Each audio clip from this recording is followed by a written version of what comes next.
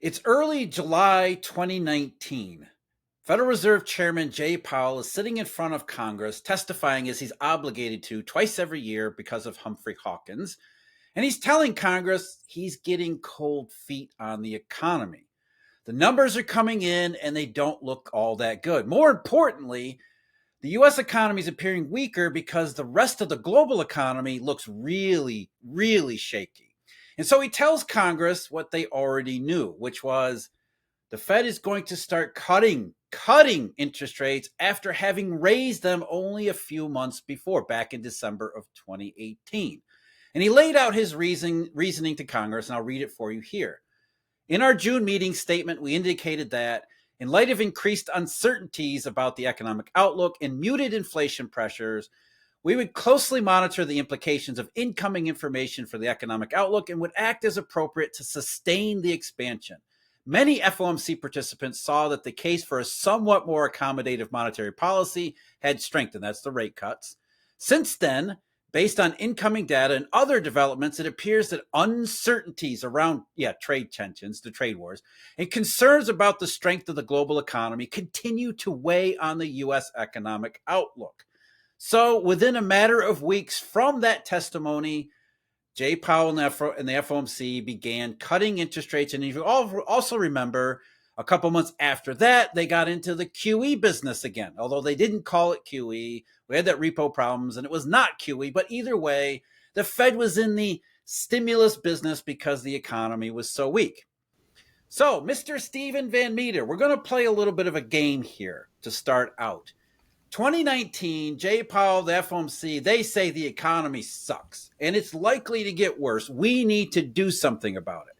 Contrast that with today, where Jay Powell and the FOMC says the economy is really good. It's hanging in there despite all these headwinds. So I'm going to read to you a list of statistics, and I'm going to ask you whether this 2019 or today. And because 2019 was awful economy, today's good economy, you should be able to tell the answer immediately. So let's start, Steve, with nominal GDP. We just got the GDP numbers this week for the second quarter of 2023. So obviously, they must have been much better than those in 2019. So which one was it? 4.7% nominal GDP. I'm going to go with 2019. No. In 2019, nominal GDP was 5.0%. It was better than the second quarter of 2023. Real GDP, this has got to be easy, right? Okay. Real GDP of 2.4%. Was that 2023 or 2019? That's 2023. I know that because I just saw the data. So that's not fair. But I know. Yeah, I know you cheated. Well, that's okay. But whether you know it or not, in 2019, real GDP was 2.7%. So it was actually faster in the second quarter of 2019. Here's another one. Wait a minute. We talk about inflation all the time. You're telling me the data was better in 2019 so far. So I'm going to have to start betting against this trend now because I know you're going to show me some stuff that tells us it's worse now going forward. So let's go. Give me the next one. I got GDP deflator, consumer prices, 2.5%. I'm going to go with 2019. That's correct. And in 2023, the GDP deflator was 2.6%, almost exactly the same. The goods deflator, part of GDP, 0.4%. Now, remember, Jay Powell said inflation pressures were muted. That's a tough one. I'm going 2019 on that one. No, Steve. That is 2023. Goods deflator was 0.4% in the second quarter of 2023. In the second quarter of 2019, it was 1.8%. This doesn't make any sense, Jeff. Come on. All right, let's keep going. Let's keep going. We got more. Let's go out of GDP. Now let's talk about June 2023 versus June 2019. The ISM manufacturing, 51.6. Boy, that's going to have to be 2019. That's right. In 2019, it was 51.6, which was an alarmingly low number. In June of 2023, it was 46. So seems a little bit worse there. The ISM non-manufacturing, 50.3. That's got to be 2019 as well. No, in Oh, 2019, the ISM non-manufacturing was 55.1. In June of 2023, it was an alarming low of 50.3. How about the unemployment rate? Because we hear about that all the time. And Jay Powell in 2019, he said the economy's booming, or the economy's really weak. In 2023, he said it's booming. So which one was the 3.6% unemployment rate? oh, I think that's right around now. Or I mean, gosh, if it's not now, it's so close to 2019. You're talking in terms of like 3.5 versus 3.6. I'll go now. It's both. That was a trick question. It's Ah, 3.6% in June 2023 as well as June 20. No difference whatsoever. But isn't it interesting, Steve, the point we're making here that Jay Powell in 2019 said, "Ooh, I'm worried about this economy." And in 2023, he says, "Ooh, I'm not worried about this economy now. There's no recession. There's nothing there.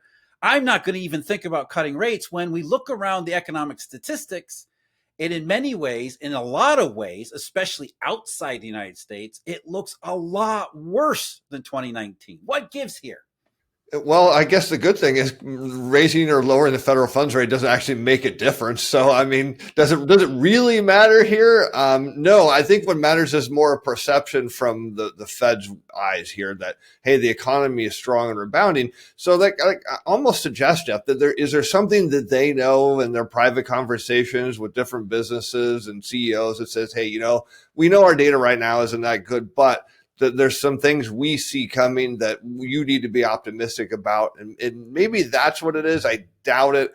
Of course, it's all about inflation has to come down. Of course, we know that inflation is going to come down anyways, but central bankers really desperately need a win in their column because, well, they got a lot of losses. So in this case, they've got to bring inflation down, or at least suggest that they're the ones who bring inflation down. And I think that's what it is. Problem is, they are making policy restrictive to some level. Whether we want to agree with that or not doesn't matter. What matters is that they're doing the wrong thing at the wrong time, but they always do that. Yeah, I think you said it right from the start there that the issue is perception. Because in 2020 or 2018 into 2019, the perception was an economy that was lethargic and stuttering, and it wasn't really getting going. They had promised it was going to get going, but it never really had. And then before it really did get into a recovery, it started to roll over. Then we started talking about China and trade wars and what's going on in Asia and all of this overseas turmoil that was apparently spilling over to the US, which is something we need to talk about today. But back then they were afraid of the global economy rolling over and said, the economy wasn't all that good to begin with, so maybe we should be careful there. Today, there's the thinking, the bias is the perception that they want people to have is that the economy was red hot, blistering hot in 2021 and 2022, and it's just cooling down a little bit. So in 2020 or 2019, it was a lethargic economy slowing down to recession. In 2023, they're trying to tell us it's a red hot economy just cooling off to a soft landing. When you look at the numbers, you've got those backwards at the very least. Yeah, and it's not really a red hot economy slowing down. It's a red hot economy rapidly slowing down. But yet the perception is great because the more you tell people, oh no, the second half's going to be better. Look at the stock market, right, Jeff? It's up. Well, I mean, gosh, everybody knows the stock market must be the best predictor of future economic growth beyond any other metric. So you start doing all these things. And yes, I was joking by making that statement about the market is that this perception that the economy is going to boom, if you can get people convinced that that's true, they'll go out and spend money because they'll buy into it. The problem is we see more anecdotal data that says consumers are cutting back here, they're cutting back there. And I think it was a Fed survey, and you can correct me on this, Jeff, back in June said there was the first time that households struggled to pay bills. Well, that's not something, at least in my book, that sounds like a booming economy. That sounds more like 2019. We've got major problems here. We just can't see it. Yeah, and I think go back to the GDP numbers for a second. The big numbers to me wasn't the 2.4% real rate. It was actually the nominal numbers, both headline nominal as well as PCE or personal consumption expenditures. Nominal spending and nominal activity in the economy has fallen off rather rapidly. It hasn't fallen off. It has slowed down rapidly, which is the point that you just made. And we're seeing that in the statistics. So what are we to believe that is going to stop the slowdown and turn it around and produce this stable soft landing scenario? That's where we get into the comparisons, because we have a much worse forward-looking indicator, things like the ISM and those sentiment surveys that are looking out for outlooks, and they're telling us the economy is really, really struggling here, and the outlook isn't going to change anytime soon. So is it more likely that consumers are going to start spending all of a sudden and bring the outlook back up? Or is it more likely that the outlook is looking at consumer spending today and thinking consumers are going to continue to retrench because, for a lot of reasons, but including the income and labor market, and despite the fact that consumer price pressures are coming down, the outlook is far more. It's being driven by more fundamentals than perceptions. Yeah, and I agree with that, Jeff, because just here this last week, I'm kind of out and about, boots on the ground. I know right now I'm at the Senate Banking Committee meeting. So, correspondent work is very difficult, as we know. But just talking to people locally, what I've noticed is hours for a lot of the hourly wage people, the amount of hours they're getting are not sufficient. So some of them are starting to go look for other work. And they're telling me, I'm not really finding anything. Now, around here, there should be so many hourly jobs available. It's not an issue. Talked to a lady just because the you're other. in Washington. Washington is recession proof. The government always spends. Well, that's true.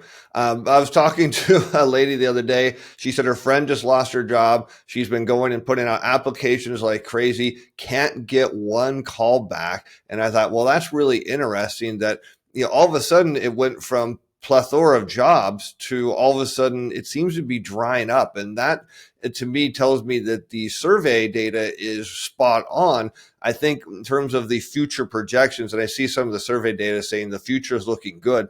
That's kind of like being in the hospital and almost dying and be like, well, it can't get worse than this. And I think we're seeing some of the sentiment saying, look, it's really bad, but gosh, it just can't get worse. The problem is it appears to be that it is actually getting worse.